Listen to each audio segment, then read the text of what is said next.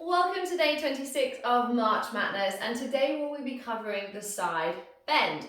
The great thing about this is there is very limited modification. We're just adjusting the spinal position to be able to keep it in neutral.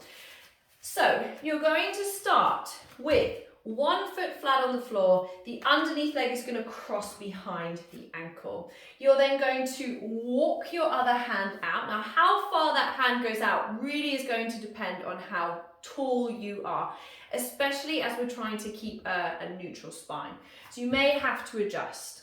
Now, what I want you to do is use the power in your legs to help you shift up to that side plank, okay? Yes, the shoulder stabilizes, but it really is about the power in your legs. So I'm going to use my legs to push myself up to my plank. I'm going to squeeze my inner thighs together. Now from here, I'm lifting my rib cage up and I'm keeping my spine in that neutral position. I then bend the knees and I literally push them out away and I sit my bum back down. So instead of the traditional one where we would curve, right, we are flat. So we're aiming to keep the spine long. Bend the knees, push up, don't mess around, right? The aim is that you do not want to hang around with this exercise. You want to squeeze and lift, lower back down. Let's give the other side a go together because it's pretty fast and furious. And just to know, this is my bad arm, okay? So my underneath leg is bent and that is hooked around the ankle. My top leg, the foot is flat on the floor. Remember, you've got to reach quite far if you're tall, so really adjust. You may have to try it once or twice.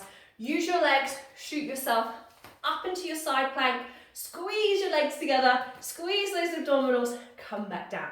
I love to squeeze my inner thighs together and use my legs. So I really want to use the force, right? I'm not doing it slow. I want to get up there, up and down. One more just for luck, gang. Here we go. Up and down. Sit up nice and tall. Give those wrists a little rest. And there you have it. Very simple modification. Of course, if you don't feel comfortable or that feels far too challenging for you, then you can, of course, just stick with your side plank. So I've got my heels roughly in line with my bum, my knees together. I'm lifting my underneath rib cage up. That's super important, yeah. If you're here, it's gonna go into that shoulder, so you must lift. Use those obliques to support you. And this is a really great way to train your core, okay? Particularly our obliques, so the abdominal muscles that wrap around the center. And this is fantastic, especially because we can't do those traditional ab exercises.